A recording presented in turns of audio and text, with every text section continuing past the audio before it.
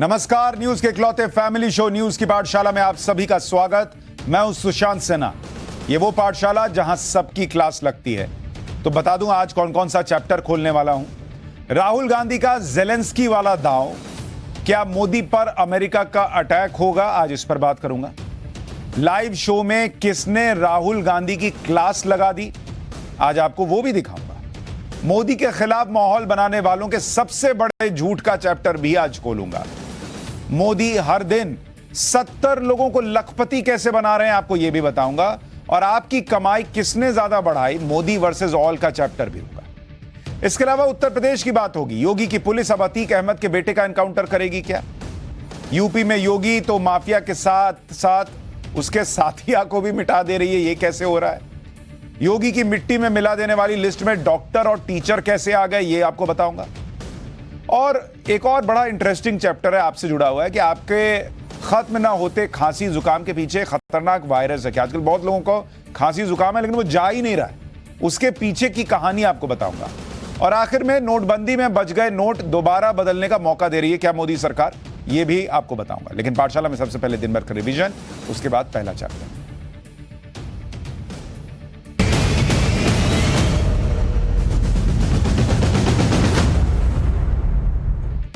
Job for land scam में आज CBI ने दिल्ली में लालू यादव से पूछताछ की। लालू यादव से 2 राउंड में करीब 5 घंटे सवाल जवाब चले। आरोप है कि 2004 से 2009 तक लालू यादव जब रेल मंत्री थे तो इस दौरान लैंड फॉर जॉब स्कैम हुआ, मतलब जमीन के बदले नौकरी दी गई, जिसमें रेलवे में नौकरी के बदले जमीन और प्रॉपर्टी ट्रांसफर करवाई गई। मनीष सिसोदिया से आज ईडी ने तिहाड़ जेल में पूछताछ की है। दिल्ली की शराब नीति में हुए कथित घोटाले को लेकर ईडी ने करीब 6 घंटे सिसोदिया से सवाल पूछे। मनीष सिसोदिया को एक दिन पहले ही सीबीआई रिमांड खत्म होने के बाद तिहाड़ जेल में शिफ्ट किया गया है। मनीष सिसोदिया को 26 फरवरी को सीबीआई ने गिरफ्तार किया था। नागालैंड में नेफ्यू रियो और मेघालय में कोनराड संगमा ने आज मुख्यमंत्री पद की शपथ ले ली। संगमा कोनराड दूसरी बार मेघालय के सीएम बने हैं। दोनों राज्यों में हुए शपथ ग्रहण समारोह में प्रधानमंत्री नरेंद्र मोदी, अमित शाह और जेपी नड्डा भी शामिल हुए।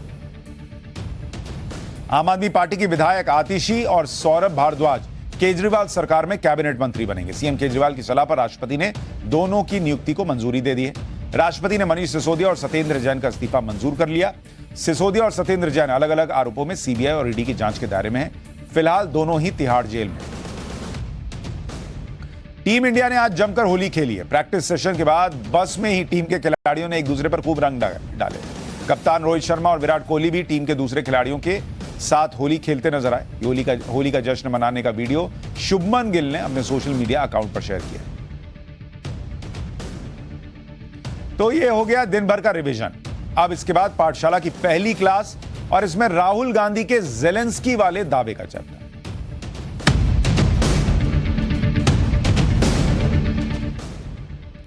पिछली बार जब हमने पाठशाला में राहुल गांधी का चैप्टर खोला था तब उन्होंने कहा था कि भारत में लोकतंत्र खतरे में। आज हम राहुल गांधी की फिर से बात करेंगे क्योंकि अब वो सिर्फ ये नहीं कह रहे कि भारत का लोकतंत्र खतरे में, बल्कि कुछ ही दिन के अंदर अब वो ये कहने लगे हैं कि भारत में लोकतंत्र खत्म ही हो चुका है। मतलब अभी 4 दिन पहले खतरे में था, अब वो कह रहे हैं कि अब खत्म हो गया, डेड, मर गया। और यूरोप और अमेरिका को आकर भारत का लोकतंत्र बचाना चाहिए। नरेंद्र मोदी राहुल गांधी के राजनीतिक विरोधी, उनके बारे में कुछ कहना तो समझ में आता है, लेकिन ये राहुल गांधी की राजनीति का हिस्सा है तो समझ में आता है। लेकिन भारत के लोकतंत्र, जिसका दुनिया भर में बड़ा मान है, जिस लोकतंत्र की दुनिया मिसाल देती है, उस लोकतंत्र को यह कहना कि भैया इंडिया में लोकतंत्र ही खत्म हो चुका और बाहर के लोग आकर इस लोकतंत्र को बचाएं, तो क्या राहुल गांधी की ये राजनीति जो है वो समझ से बाहर नहीं लगती कि ऐसा क्यों भाई? क्योंकि ये राजनीति नहीं है, ये सीधे तौर पर देश के खिलाफ होती हुई बात दिखती है। जिस देश में सरकार किसी की भी रही हो, हमेशा से एक ही सिद्धांत रहा है कि हमारे अंदरूनी मामले में किसी विदेशी ताकत का दखल नहीं होगा। उन विदेशी ताकतों से जाकर उन्हें उकसाना, उनके अंदर ये भरना कि देखो इंडिया में लोकतंत्र खत्म हो गया, बचेगा कैसे, भारत के अंदरूनी मामले में दखल दें, यह शायद ही किसी और नेता ने किया। राहुल गांधी देश में मुख्य विपक्षी पार्टी के मुख्य नेता हैं। क्या वो चाहते हैं कि मोदी को हराने के लिए बाइडेन और यूरोप के वो नेता खड़े हो जाएं, जो नेता खुद भारत आकर नरेंद्र मोदी को सबसे लोकप्रिय नेता बताते हैं? और भारत के लोकतंत्र की तारीफ करते हुए नहीं थकते, राहुल गांधी को अब उनसे उम्मीद है क्या? क्यों मैं कह रहा हूं कि राहुल गांधी ज़ेलेंस्की वाला दांव चल रहे हैं, आपको यह भी बताऊंगा, फैक्ट्स भी दिखाऊंगा, लेकिन पहले एक बार राहुल गांधी को सुन लीजिए। How would you react if democracy suddenly disappeared in Europe? Right? You'd be shocked and you'd be like, oh my God, that's a massive blow to democracy. Well, how would you react if something, a structure 3.5 times Europe suddenly went non-democratic? Right? That's happened already. That's not something that is going to happen in the future. That's already happened. But there's no reaction. And if we're talking about Europe, that's the thing that shocks me. There's no reaction, right? And of course, there are reasons for there not being a reaction. There is sort of trade and there's money and stuff like that. But Indian democracy is a public good. And if you're looking at the democratic structure, it is the single most important public good. It's the largest. It's 3 or 4 times the size of the United States in terms of numbers. Same with regards to Europe. So the surprising thing is that the so-called defenders of democracy, which are the United States, European countries, seem to just be oblivious that a huge chunk of the democratic model has come undone, right? Which is a real problem. With regards to, and frankly, the opposition is fighting that battle, right? And it's not just an Indian battle. It's actually a much more important battle because it's a battle for a huge part of the democratic people on this planet. तो राहुल गांधी के मुताबिक India में लोकतंत्र खत्म हो गया है, तो फिर उनकी पार्टी चुनाव किस बात का लड़ती? और दूसरी बड़ी बात, वो कह रहे हैं कि लोकतंत्र के सबसे बड़े पुरोधा जो हैं अमेरिका और यूरोप, वो तो जैसे कुछ देख ही नहीं रहे। ये और बड़ी समस्या। अरे तो क्या करें, अमेरिका और यूरोप आके कुछ करेंगे क्या? यहां राहुल गांधी को लगता है अमेरिका और यूरोप को आके कुछ करना चाहिए क्या? क्या चाहते हो, अमेरिका और यूरोप क्या करे? राहुल गांधी जिस तरह से यूरोप और अमेरिका से भारत में दखल देने की, एक तरह से आवाज उठाने की बात कर रहे हैं, ये तो वैसा ही लग रहा है जैसे यूक्रेन के ज़ेलेंस्की ने किया। ये तो ज़ेलेंस्की वाला मॉडल है बॉस। ज़ेलेंस्की ने भी अमेरिका और यूरोप से यही गुहार लगाई थी ना, और उसी गुहार ने आज यूक्रेन को तबाह कर दिया ना। क्या राहुल गांधी के अंदर का ज़ेलेंस्की जाग रहा है क्या राहुल गांधी वही चाहते हैं कि विदेशी ताकत हमारे यहां दखल देकर वैसा ही हाल करे जैसा कि यूक्रेन का हुआ? क्या राहुल गांधी ये चाहते हैं कि अमेरिका और यूरोप भारत के हर मुद्दे पर बोलने लगे? कल को कश्मीर के मुद्दे पर या किसी और ऐसे मुद्दे पर जिस पर हमारे दुश्मन चीन पाकिस्तान का हित रहता है, उन मुद्दों पर अमेरिका और यूरोप बोलने लगे, तो क्या राहुल गांधी इस बात पर ताली बजाएंगे? और आप तब उनको किस मुंह से रोकिएगा कि बॉस हमारा इंटरनल मामला है, आप मत बोलिए? वो बोलेंगे जब आप खुद ही कहते हो कि हम लोग चुप हैं, भारत में लोकतंत्र मर रहा है, तो हम बोलने लगे। लीजिए, बोल रहे हैं। अभी वो जो एक बड़ा बिजनेसमैन है जॉर्ज सोरोस, वो जब बोला और इन लोगों से फोटो सब साथ आ चुके, वो सारी बातें फिर भी कह रहे थे ये इंडिया के मामले में क्यों बोल रहे हैं? आप कह रहे हैं अमेरिका और यूरोप क्या कर रहे हैं? यानी राहुल गांधी क्या इस तरह की राजनीति शुरू करना चाहते हैं कि भारत में कोई भी विपक्षी पार्टी होगी वो विदेशों से मदद मांगने लग जाए कि बॉस देखिए यहां क्या हो रहा है? क्या राहुल गांधी इतने लाचार हो गए हैं कि उनको कुछ समझ में नहीं आ रहा कि मैं कैसे चुनाव जीतूं, तो इसलिए अब उनको विदेश से मदद चाहिए क्या? राहुल गांधी अब राजनीति के उस लेवल पर पहुंच गए हैं बॉस, जहां से उन्हें यूक्रेन जैसे देश और भारत का फर्क ही नहीं पता चल रहा। वो भारत को यूक्रेन की तरह कमजोर समझ रहे हैं और चीन को क्लीन चिट देने जैसी बातें कर रहे हैं। राहुल गांधी की सोच यह है कि जैसे रूस ने यूक्रेन के साथ किया कि अमेरिका यूरोप से दोस्ती ना करो, नेटो में शामिल ना हो, वैसे ही चीन भी भारत के साथ इसलिए टकराव कर रहा है कि भारत अमेरिका से दोस्ती कर रहा है।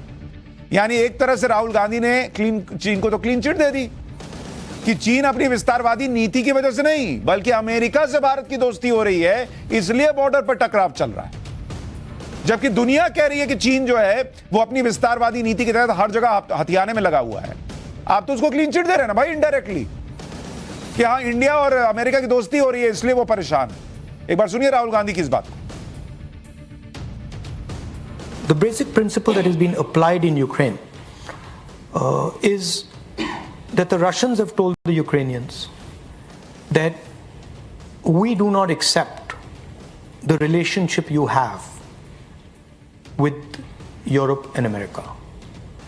And if you do not change this relationship, we will change your territory.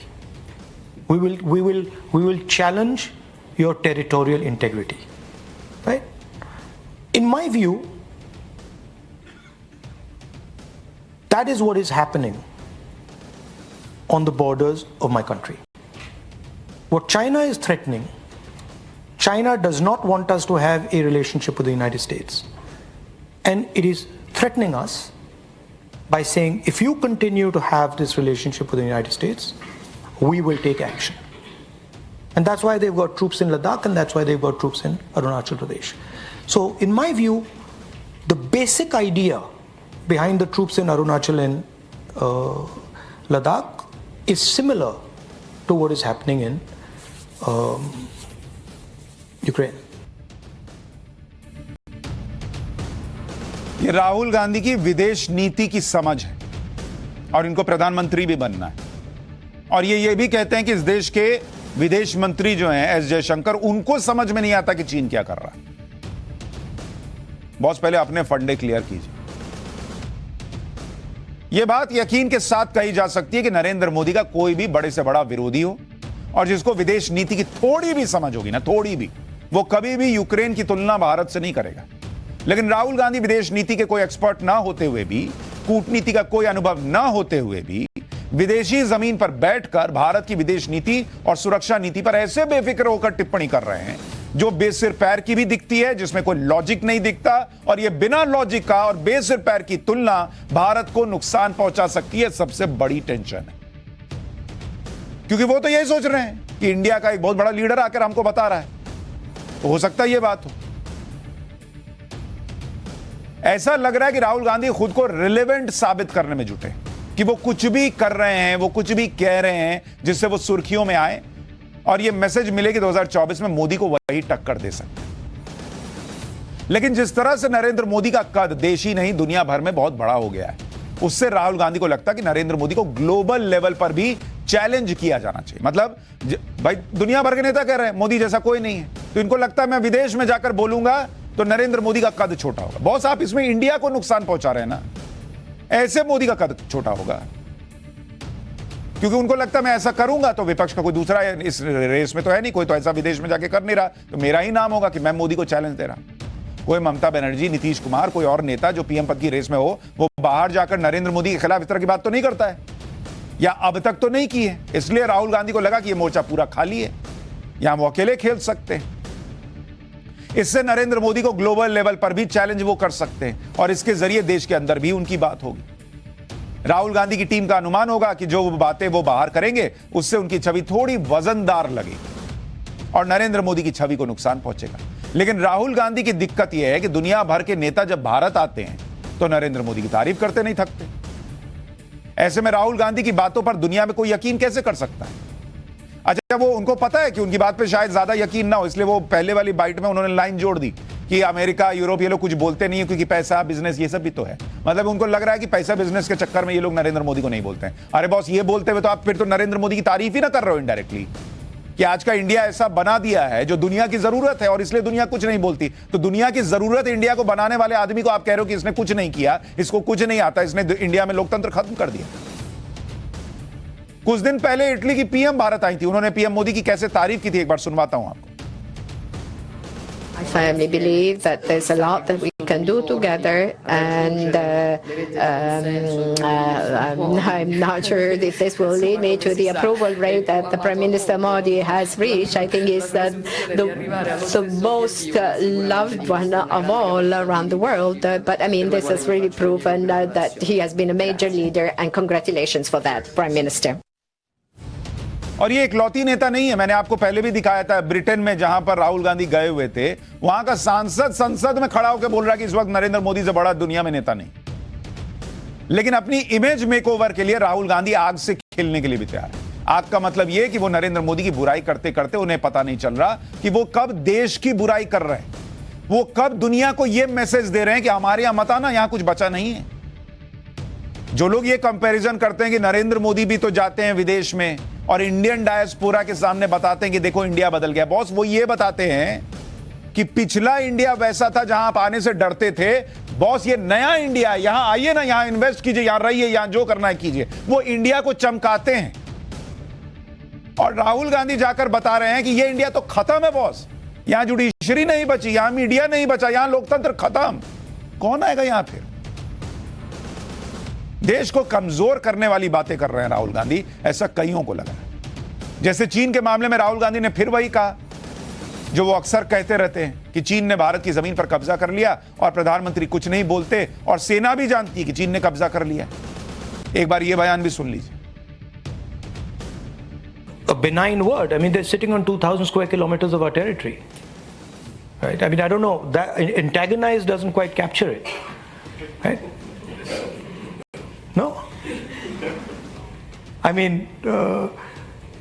yeah, it doesn't quite capture it.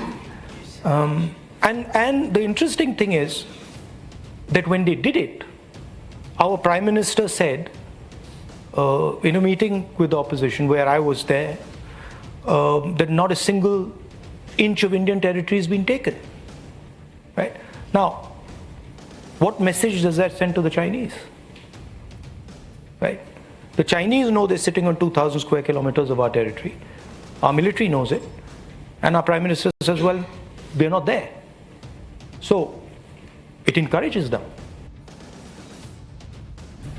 Rahul Gandhi कह रहे हैं कि चीन ने भारत पे कब्जा कर लिया, प्रधानमंत्री बता नहीं रहे, सेना ने तो ऐसी कोई बात कही नहीं है, पत्रकारों को तो वो मानते नहीं, वो तो कह रहे हैं पत्रकार और मीडिया खत्म हो चुका है। तो उनको कौन बता रहा है? चीन बता रहा है और उनको चीन की बात पे भरोसा है।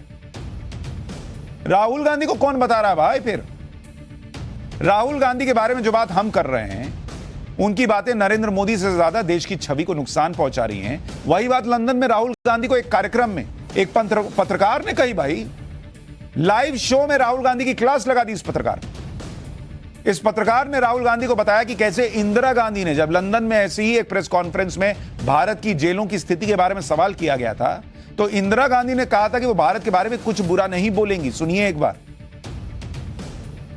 Mrs. Gandhi, your grandmother, was like an elder sister to me.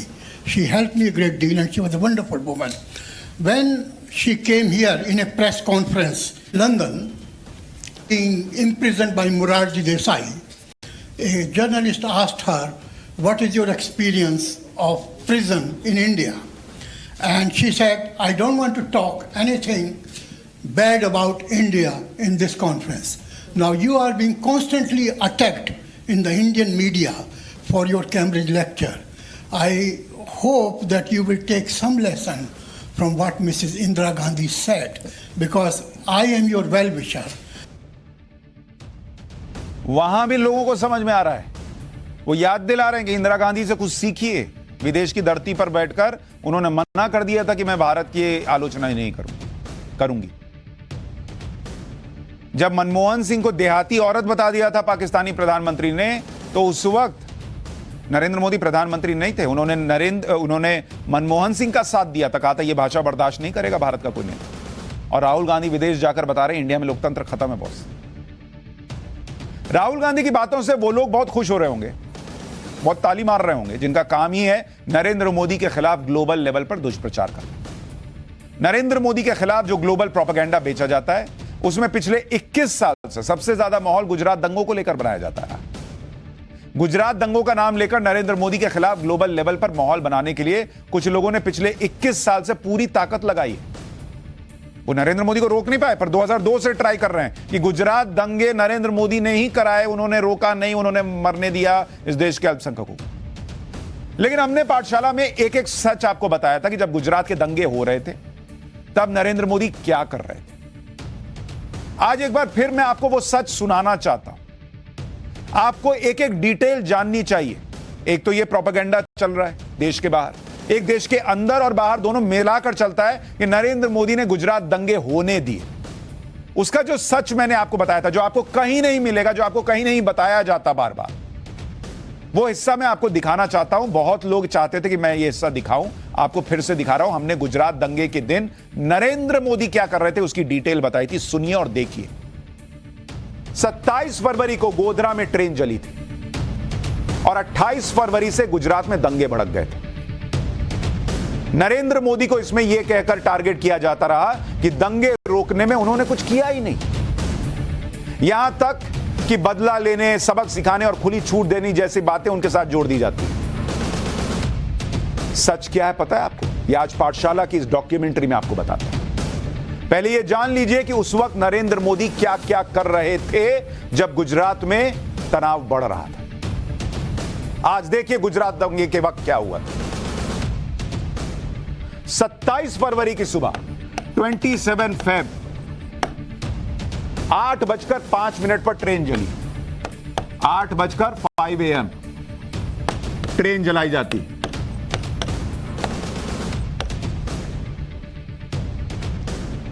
9 बजे इसी दिन 9 AM तब के सीएम नरेंद्र मोदी जी को जानकारी मिलती है कि भैया ऐसी घटना हो गई है और वहां ट्रेन जल गई है। तब के सीएम को 9 बजे 8:05 पे घटना होती है, 9 बजे उनको पता चलता है कि बहुत ऐसा कुछ हो गया है।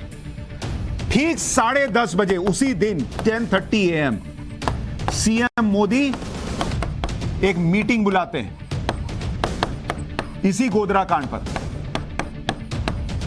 अपने अधिकारियों के साथ। दोपहर 12 बजे 12 PM विधानसभा में बताते हैं नरेंद्र मोदी की क्या हुआ है। विधानसभा में जानकारी देते हैं 12 बजे, और इस बारे में प्रधानमंत्री अटल बिहारी वाजपेयी से भी बात करते हैं और हाई लेवल जांच के आदेश देते हैं। यहीं पर कहते हैं कि जांच हो, और वाजपेयी जी से बात करते हैं। उसके बाद दोपहर 3:30 बजे 3:30 PM अहमदाबाद से रवाना होते हैं और कहां जाते हैं? शाम 4 बजकर यहां से निकले, अहमदाबाद से निकले,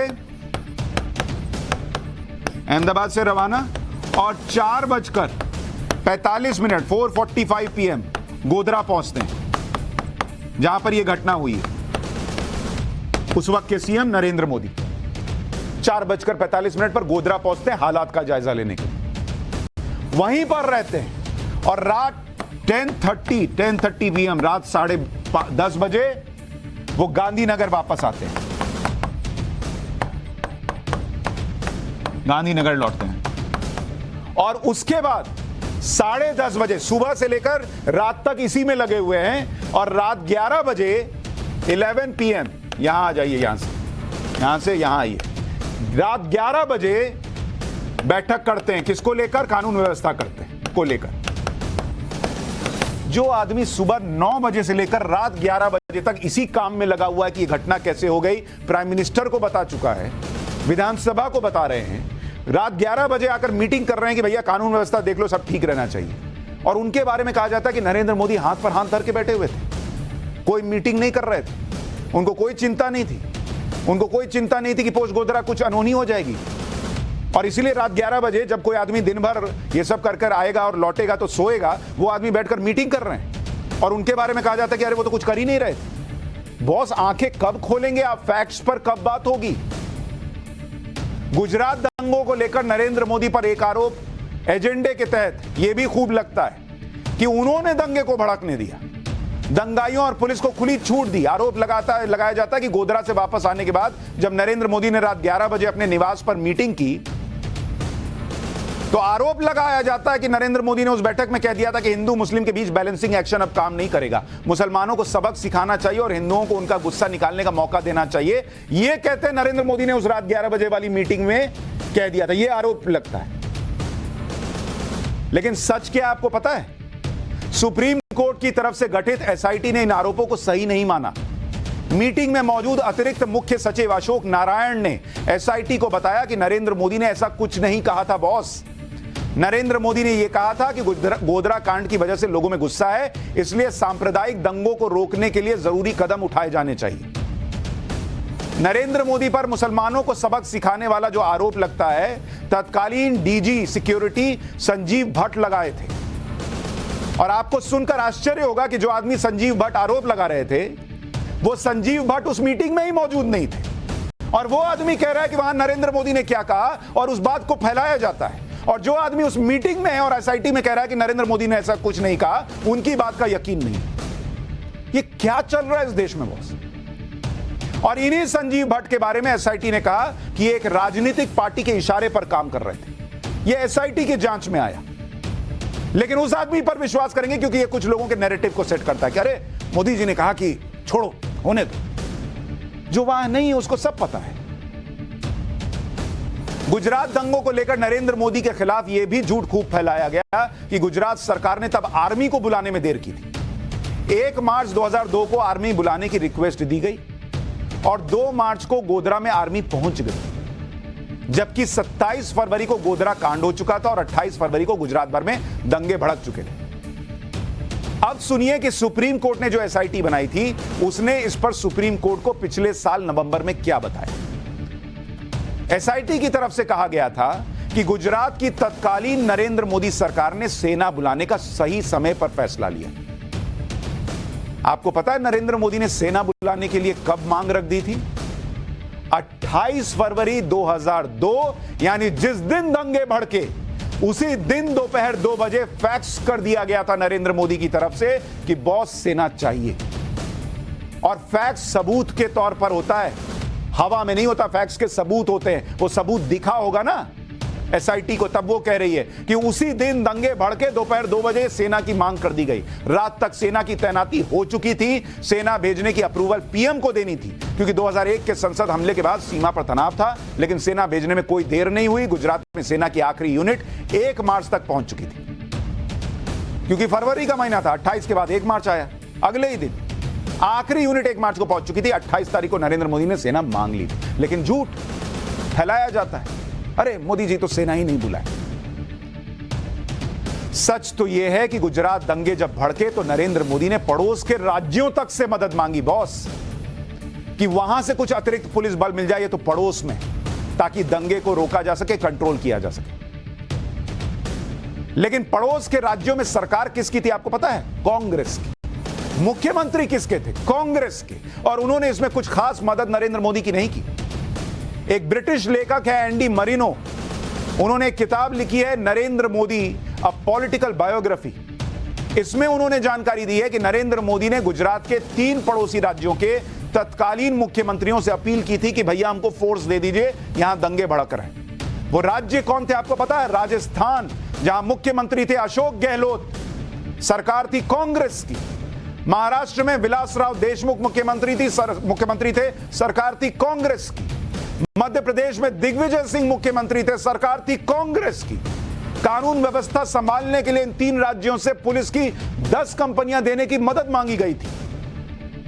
दंगे भड़कने के अगले ही दिन यानी 1 मार्च को 3 कांग्रेस शासित राज्यों के मुख्यमंत्रियों को बाकायदा लेटर लिखा गया, लेकिन महाराष्ट्र से ही कुछ मदद मिली, कुछ, जहां से बहुत ही कम संख्या में पुलिस वालों को भेजा गया। बाकी राज्यों ने तो मदद से सीधे इनकार कर दिया।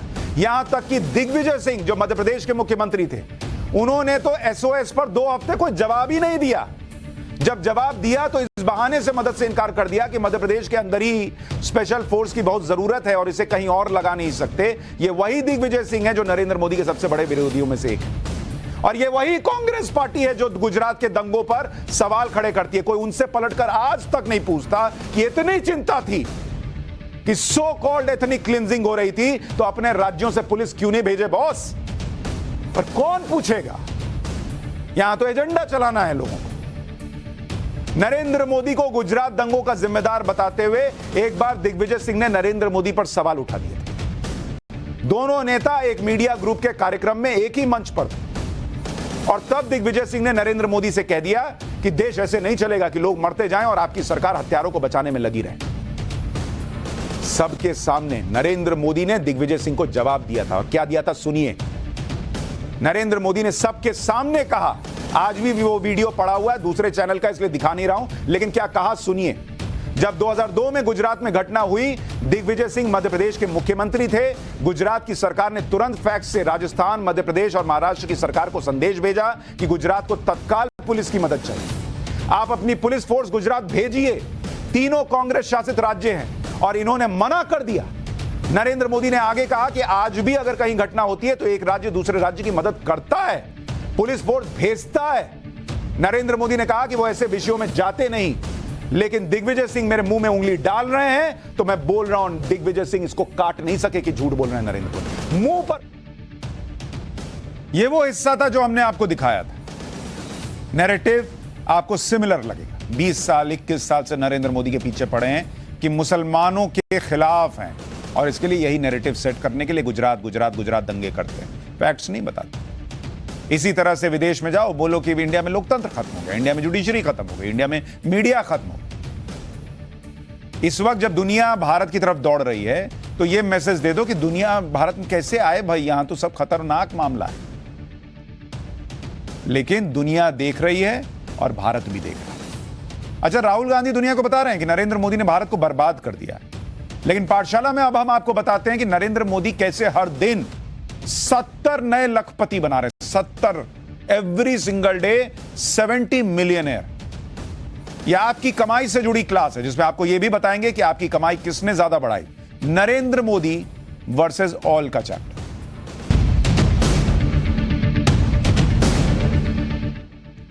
जब भारत तरक्की कर रहा है, जब लोगों की कमाई बढ़ रही है, तो इसे सुनकर तो सबको खुश होना चाहिए कि भाई इंडिया बढ़ रहा है तो हमारे लिए भी अच्छा है ना, सबके लिए अच्छा है। लेकिन कुछ नेताओं को इससे परेशानी होती है। उनको लगता है भैया इंडिया बढ़ेगा तो हमारी सीटें कैसे बढ़ेंगी, उनकी तो बढ़ेंगी नहीं, फिर तो मोदी की बढ़ेंगी। वो इस चक्कर में कमियां निकालने लगते हैं क्योंकि उन्हें लगता है कि इससे नरेंद्र मोदी के नंबर और बढ़ जाएंगे। जब से नरेंद्र मोदी प्रधानमंत्री बने तब से अब तक भारत की प्रति व्यक्ति आय आपको सुनकर हैरानी होगी कि जस्ट डबल हो गई boss. National statistical office NSO के ताजा आंकड़े आए और वो आंकड़े कहते हैं, आपको सुनना चाहिए, कि जो प्रति व्यक्ति आय है, प्रति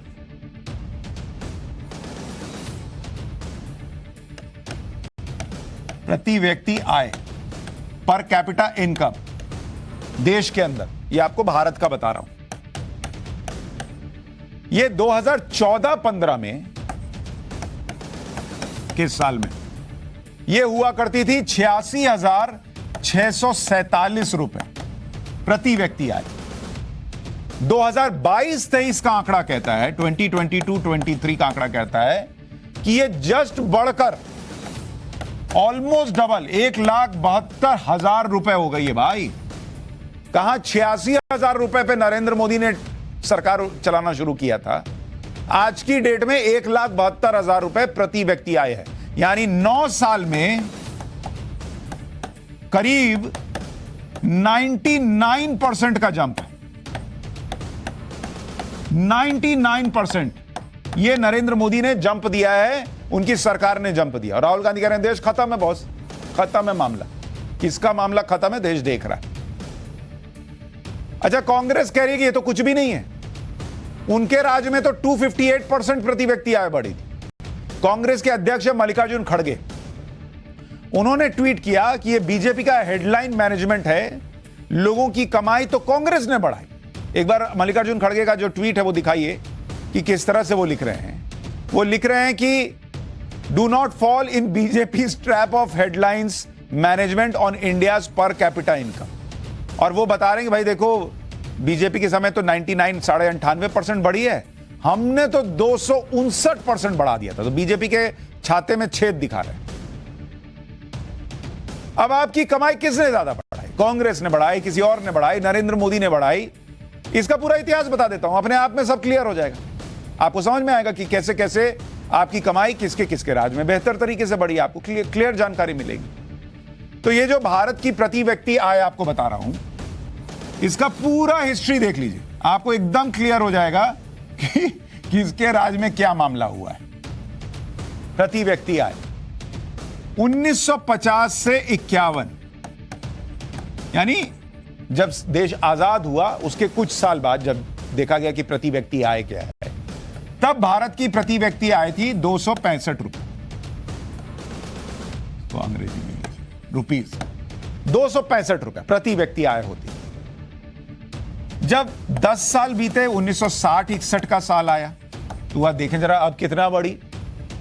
तो 10 साल में जब कांग्रेस सत्ता में थी 265 रुपया प्रति व्यक्ति आय से बढ़कर 10 साल में 384 रुपया, मतलब 119 रुपया 10 साल में बढ़ी।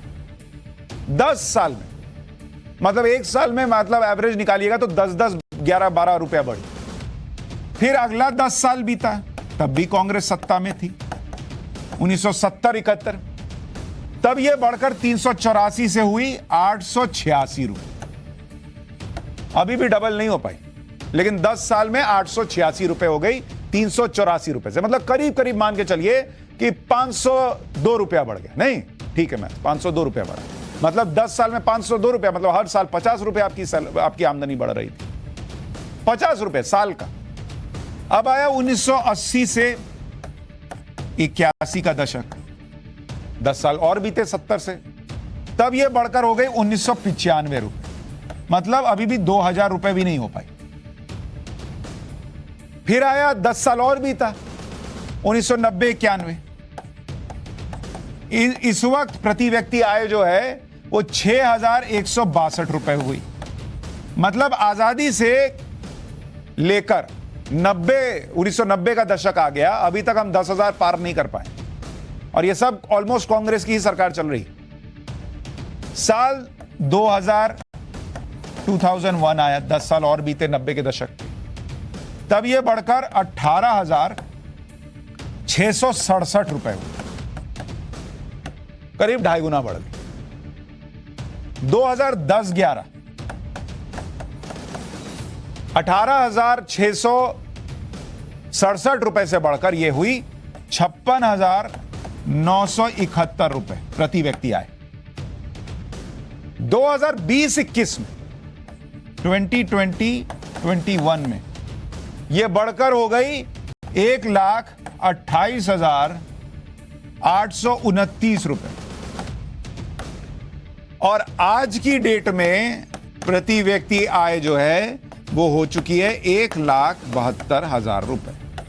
तो 265 रुपए से शुरू हुआ था सफर, आज हम 1,72,000 पर हैं, और देख लीजिए आपके सामने आंकड़ा है कि 50 साल, 45 साल, 55 साल राज करने के बाद किसने क्या बढ़ाया और कितना बढ़ाया। अच्छा, इस बात को भी बहुत ध्यान से समझना होगा कि पिछले 2 साल जब कोरोना का संकट काल चला, युद्ध की वजह से दुनिया भर में संकट है, दुनिया भर में कमाई घटी है, नौकरियां जा रही हैं, तब भी तमाम रुकावटों के बावजूद भारत में प्रति व्यक्ति आय बढ़ी है। मतलब जिस वक्त दुनिया भर में लोग खाना छोड़ रहे हैं, उस वक्त अगर आप देखेंगे प्रति व्यक्ति आय, और ये आपको पिछले 2 साल का बता रहा हूं, जब दुनिया में लोगों की नौकरियां जा रही, करंट प्राइस पर प्रति व्यक्ति आय 2020-21 में कितनी बढ़ी आपको पता है? 16.2% बढ़ी, जब दुनिया भर में नौकरियां जा रही। और 2022-23 में जब अमेज़न, गूगल, पता नहीं कौन कौन कंपनियां सब लोगों को निकाल रही कि घर बैठो यार, पैसा नहीं हमारे पास देने के लिए, 14.4% प्रति व्यक्ति आय बढ़ी।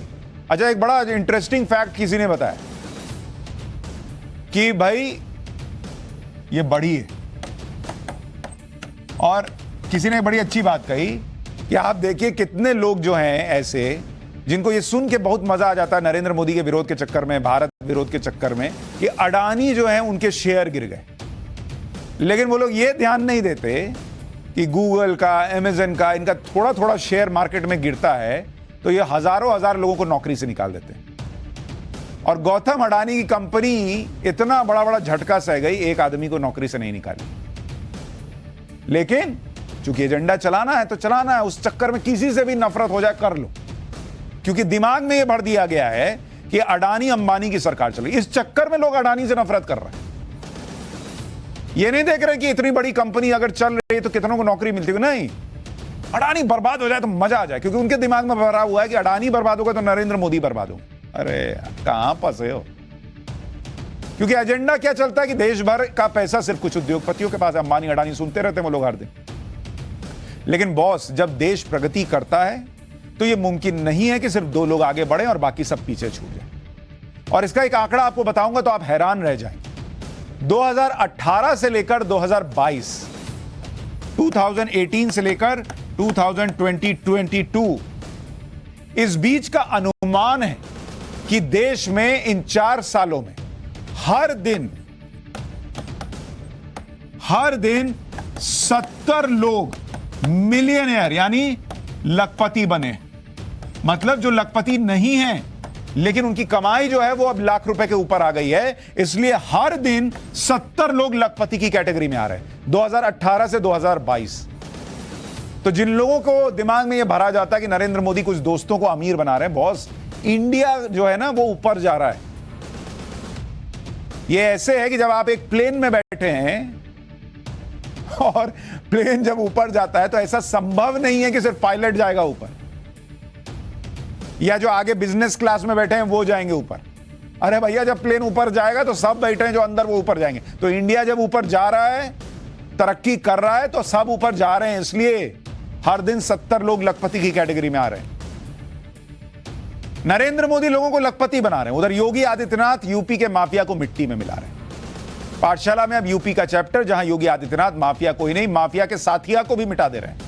मिट्टी में मिला देंगे वाली योगी की लिस्ट में डॉक्टर और टीचर कैसे आ गए हैं? क्या योगी की पुलिस अब माफिया अतीक अहमद के बेटे का एनकाउंटर करेगी? अब इसका चैप्टर।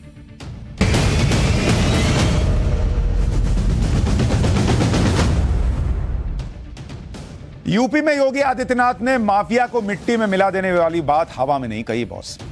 सिर्फ माफिया ही नहीं, माफिया के गैंग के गुंडे हों, माफिया से जुड़े हुए दूसरे लोग हों, माफिया के रिश्तेदार हों, माफिया के ब्लैक एंड व्हाइट बिजनेस में शामिल ठेकेदार हों, दूसरे मददगार हो, योगी आदित्यनाथ किसी को नहीं छोड़ने के मूड में। आज बांदा में माफिया डॉन मुख्तार अंसारी के सगे रिश्तेदारों के अवैध निर्माण को ध्वस्त कर दिया गया।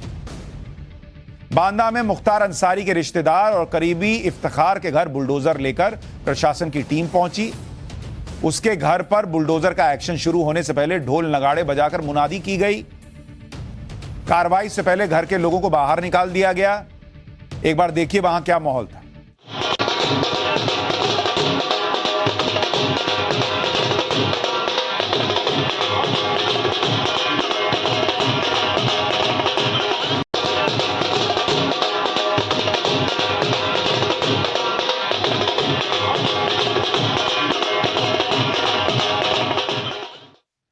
इसके बाद इफ्तिकार के घर पर योगी सरकार का बुलडोजर गर्जा। देखते ही देखते उसका आलीशान मकान मिट्टी में मिला दिया गया। बुलडोजर ने घर के मेन गेट, उसके बगल में बनी दुकान, मकान के छज्जे सब ढा दिए। आरोप है कि सिंचाई विभाग और पीडब्ल्यूडी में ठेकेदार इफ्तिखार मुख्तार अंसारी के परिवार वालों और उसके गुर्गों को सुरक्षित ठिकाने और दूसरी सुविधाएं मुहैया करवाता है, इसलिए यह कार्रवाई हो रही है। बाद में ही इफ्तिखार के माफ कीजिएगा बांदा में ही इफ्तिखार के भाई हाजी रफीक उसमद के घर योगी सरकार का बुलडोजर गर्जा। मुख्तार का करीबी रफीक उसमद भी ठेकेदारी करता है। बांदा में ईदगाह के पास बन रहे उसके नए मकान को बुलडोजर ने ध्वस्त कर दिया। मुख्तार के मददगारों पर यह एक्शन इसलिए हो रहा है, यानी माफिया का साथिया वो भी गया। कहा जा रहा है कि यह वो व्यक्ति है जो उमेश पाल हत्याकांड में आरोपियों को पुलिस से बचाने में मुख्तार अंसारी के गुर्गे जुटे थे। दूसरी वजह यह है कि चित्रकूट जेल में बंद मुख्तार के बेटे अब्बास अंसारी की उसकी पत्नी निखत से जेल में सीक्रेट मुलाकात का मामला भी बताया जा रहा है। मुख्तार अंसारी के बेटे अब्बास अंसारी के चित्रकूट जेल वाले मामले पर भी बड़ा एक्शन लिया जा चुका है। चित्रकूट जेल के निलंबित जेल सुपरिटेंडेंट, जेलर और वार्डन को अरेस्ट किया जा चुका है। चित्रकूट जेल में विधायक अब्बास अंसारी और उसकी पत्नी निखत बानो की नियमों के खिलाफ मुलाकात की एसटीएफ और एसआईटी में जांच चल रही। इस मामले में अब तक 8 लोग अरेस्ट हो चुके हैं। सबसे पहले विधायक की पत्नी निखत और उसके ड्राइवर को अरेस्ट किया गया, फिर डिप्टी जेलर को जेल भेजा गया, समाजवादी पार्टी से जुड़े एक नेता को जेल भेजा गया, जेल कैंटीन सप्लायर को जेल भेजा गया, फिर जेल सुपरिटेंडेंट, जेलर और वार्डर की गिरफ्तारी हो गई। मतलब जेल के अफसरों पर भी कार्रवाई हो गई, क्योंकि उन पर आरोप है कि अब्बास अंसारी और निखत की बेरोक टोक सीक्रेट मीटिंग करवाते थे और सीक्रेट मीटिंग के लिए अब्बास की तरफ से कैश और महंगे गिफ्ट दिए जाते थे। मतलब योगी आदित्यनाथ पेंच कस रहे हैं तो उसमें किसी को नहीं बख्श रहे, सबका मामला टाइट किए दे रहे हैं। मतलब जो अपराधी है वो तो अपराधी है ही, लेकिन जिसने अपराधी की मदद की वो भी अपराधी है। इस बार योगी आदित्यनाथ माफिया के फुल सफाई का प्लान बना चुके हैं, मन बना चुके हैं और इसका धमाकेदार एक्शन प्लान तैयार है। होली के बाद योगी सरकार के बुलडोजर की स्पीड और बढ़ने वाली है। लोग चिल्लाते रहे, उनको फर्क नहीं पड़ रहा क्योंकि उन्हें कानून का राज स्थापित करना है। अतीक अहमद के करीबियों की लिस्ट तैयार की गई है, बताया जा रहा है, जिन पर बुलडोजर चलेगा। इस लिस्ट में व्यापारी भी हैं, ठेकेदार भी हैं, बिल्डर भी है, डॉक्टर भी है, शैक्षिक संस्थानों के मालिकों के नाम भी हैं, टीचर वगैरह भी हैं। इन लोगों पर माफिया अतीक अहमद को आर्थिक मदद देने का आरोप है। अब दो मदद, सबका हवा टाइट कर दिए। आरोप है कि ये लोग अतीक अहमद की ब्लैक मनी को व्हाइट में बदलने का काम करते थे। ब्लैक मनी को व्हाइट में बदले, अब पूरा घर जब मलबा बन के गिरेगा तो वो भी व्हाइट व्हाइट ही चूरा नजर आएगा और क्या बचेगा। योगी आदित्यनाथ फुल मूड में बॉस, छोड़ना नहीं है। लोगों में, अपराधियों में आतंक बैठ जाना चाहिए कि इस यूपी में कानून व्यवस्था है भाई, कानून का राज चलता है और अपराधी की मदद करने के पहले लोगों के हाथ कांपने चाहिए। उमेश पाल हत्याकांड को 11 दिन हो गए और इन 11 दिन में योगी आदित्यनाथ ने एक के बाद एक ताबड़तोड़ एक्शन लिए। 24 फरवरी को उमेश पाल की अतीक अहमद के गैंग ने हत्या की। उसके बाद योगी आदित्यनाथ ने माफिया को मिट्टी में मिलाने की कसम खाई। अब तक 2 एनकाउंटर हो चुके हैं। पहला एनकाउंटर 27 फरवरी को हुआ था, जब उमेश पाल के घर क्रेटा कार ले जाने वाला ड्राइवर अरबाज एनकाउंटर में मारा गया। 6 मार्च को उमेश पाल हत्याकांड का एक शूटर विजय उर्फ उस्मान, वो एनकाउंटर में मारा गया। इसी बीच 1 मार्च से बुलडोजर चलने लगा। पहला बुलडोजर उस घर पर चला जहां अतीक अहमद की पत्नी और बच्चों की पनाह मिली हुई थी। अतीक अहमद के मददगार जफर के घर को बुलडोजर ने गिरा दिया। इस घर में अतीक अहमद की पत्नी शाइस्ता परवीन किराए पर रहती थी। इसके बाद 2 मार्च को लगातार दूसरे दिन प्रयागराज में बुलडोजर चला। अतीक अहमद के करीबी सफदर अली का मकान गिरा दिया गया। सफदर अली पर आरोप है कि आर्म्स सप्लायर है और वो अतीक अहमद के गैंग को असला सप्लाई करता था। फिर 3 मार्च को लगातार तीसरे दिन प्रयागराज में बुलडोजर चला।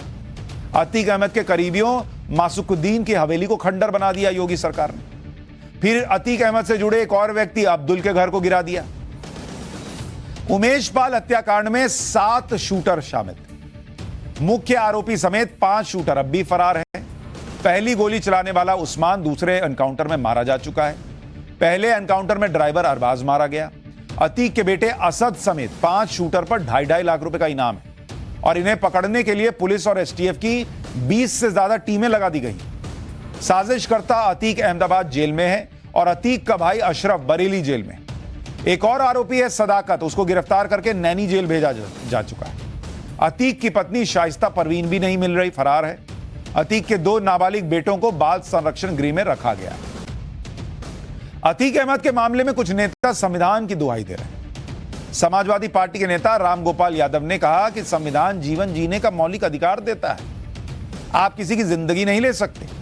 राम गोपाल यादव ने कहा कि अतीक अहमद के 5 बेटे हैं, 2 पहले से जेल में, एक फरार है, बाकी 2 नाबालिग बेटों में किसी एक का एक आध दिन में एनकाउंटर हो जाएगा। उनको लग रहा है कि एक आध बेटों का एनकाउंटर होगा। राम गोपाल यादव को सुनिए।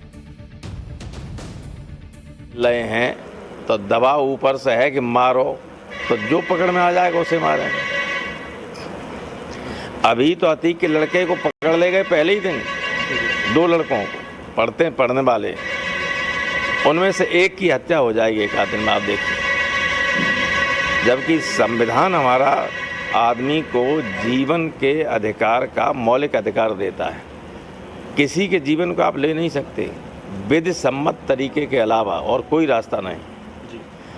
सीधे पुलिस से एनकाउंटर हो कोई मारा जा सकता है, लेकिन पुलिस पकड़ ले उसके बाद एनकाउंटर करे, ये तो दंडनीय अपराध है।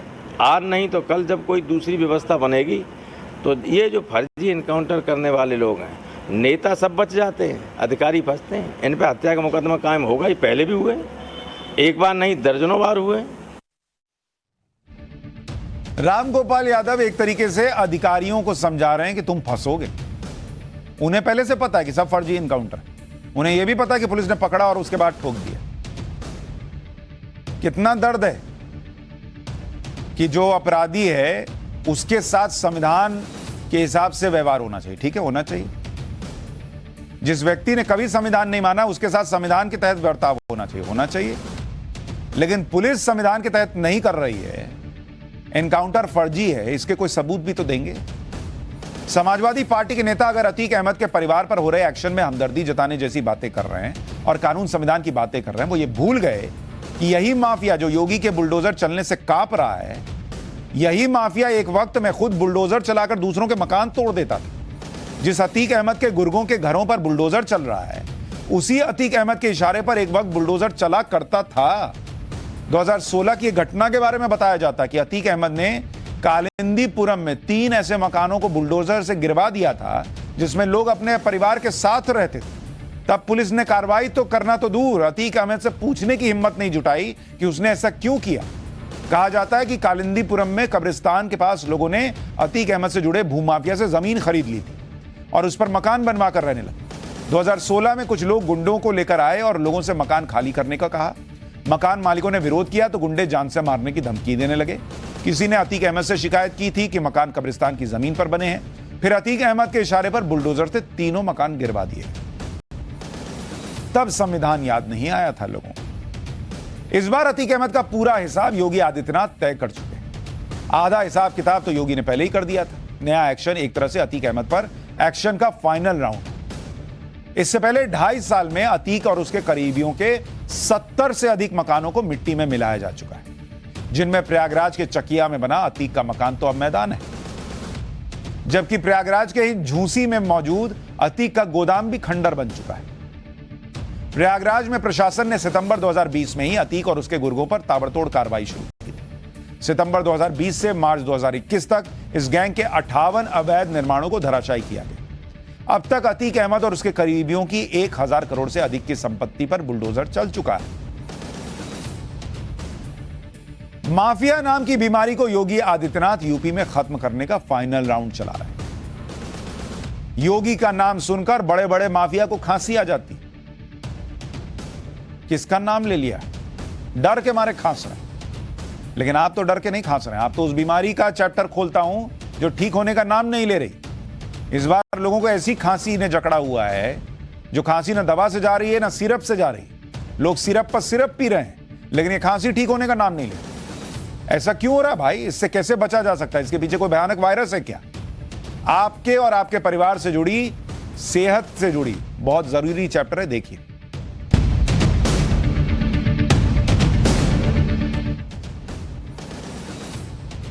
पहले क्या था कि लोगों को कभी कभार खांसी होती थी, आजकल आ गई है जिद्दी खांसी। आमतौर पर खांसी 4-5 दिन में ठीक हो जाती थी, लेकिन इस बार ऐसी खांसी हो रही है जो कई कई हफ्ते चले जा रही है भाई, जा ही नहीं रही।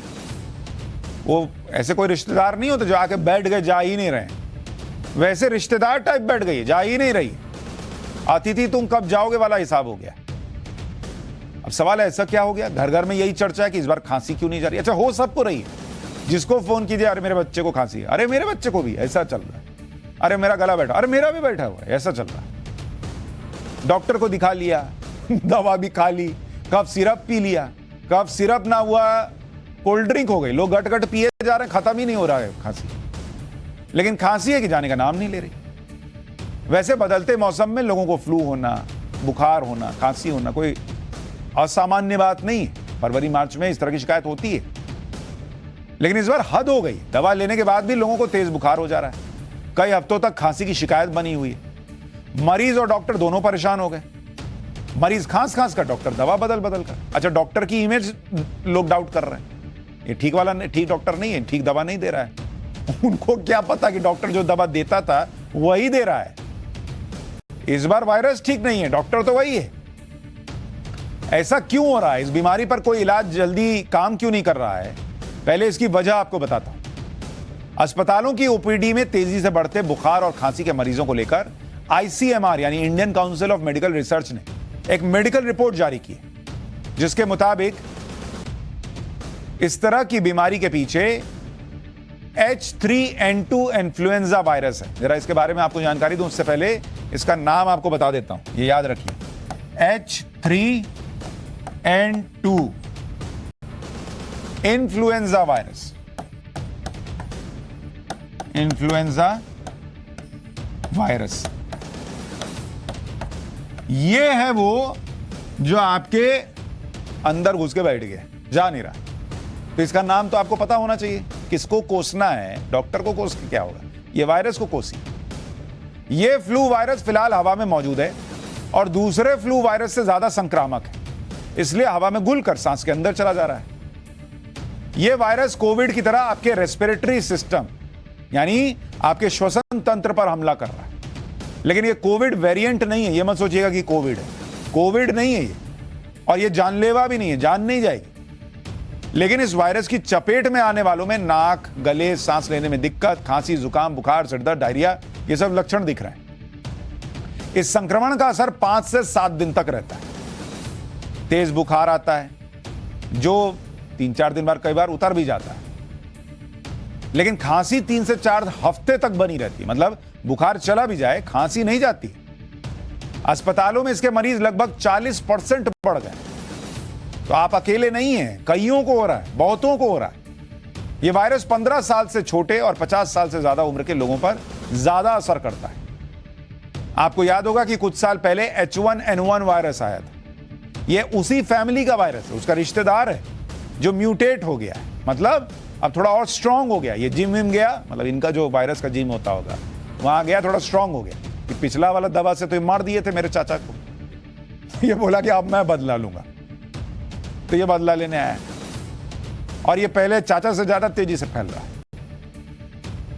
अब सवाल ये है कि इस फ्लू वायरस का इलाज क्या है बॉस, क्योंकि बुखार और खांसी होने पर हमारे यहाँ लोग खुद ही डॉक्टर बन जाते हैं। हमारे तो सब चीता है ना भाई, मोदी जी चीता बाहर से लाए, उनको नहीं पता सबके अंदर एक चीता बैठा है। सब गूगल कर लेते हैं, वो ये खाते हैं।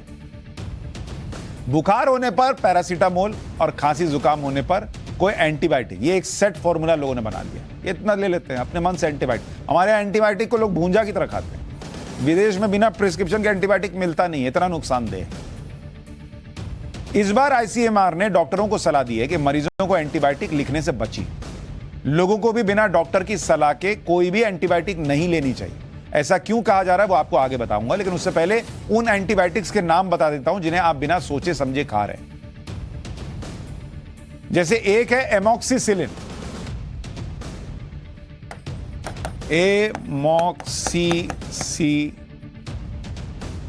यही नाम है, एमॉक्सिसिलिन। एक है सिप्रोफ्लॉक्सासिन, ये भी लोग एकदम खाए चल दिए। एक है नॉरफ्लैक्सासिन, नॉरफ्लॉक्सासिन,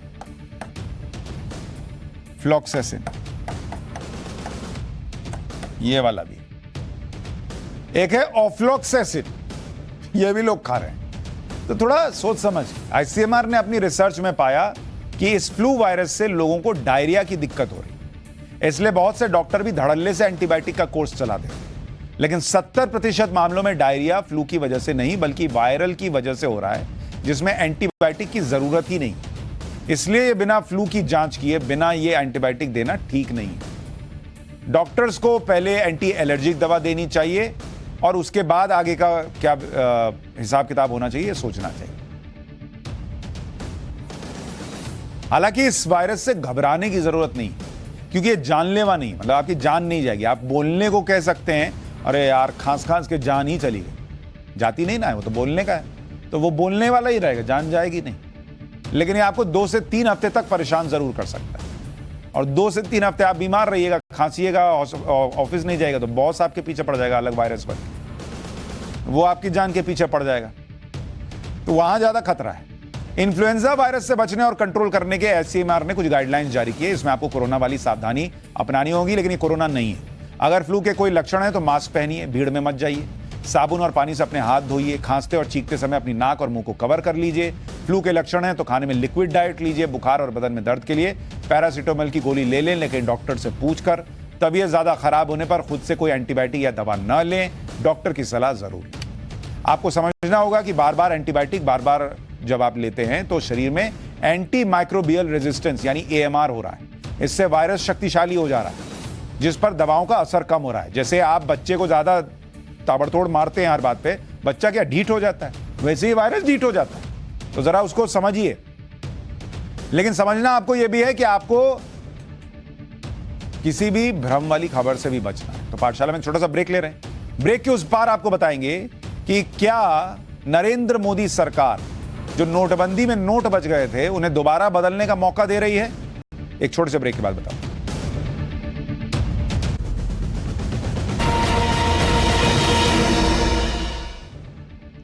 पाठशाला में अब फैक्ट चेक की क्लास। क्या नोटबंदी में बच गए नोट दोबारा बदलने का मौका दे रही है मोदी सरकार? सोशल मीडिया पर एक मैसेज वायरल हो रहा है। इसमें आरबीआई की तरफ से जारी आदेश का हवाला देते हुए दावा किया गया है कि 500 और 1000 के पुराने नोट बदलने की सुविधा को बढ़ा दिया गया है। इस मैसेज के मुताबिक विदेशी नागरिक अब भी पुराने नोट बदल सकते हैं। जब हमने इस खबर का फैक्ट चेक किया और रिसर्च की तो पता चला कि यह खबर फर्जी है। आरबीआई यानी रिजर्व बैंक ऑफ इंडिया ने ऐसा कोई आदेश जारी नहीं किया है। सोशल मीडिया पर वायरल हो रहा आदेश फर्जी निकला। विदेशी नागरिकों के लिए 500 और 1000 के पुराने नोट बदलने की सुविधा 2017 में ही खत्म हो चुकी है। तो कोई आपसे अगर ये कहे कि ये सुविधा आई है तो इस चक्कर में नहीं पड़ना है। तो फैक्ट चेक इसलिए भी है कि फर्जी खबर फैलाने वालों को झटका लगे। लेकिन अब आप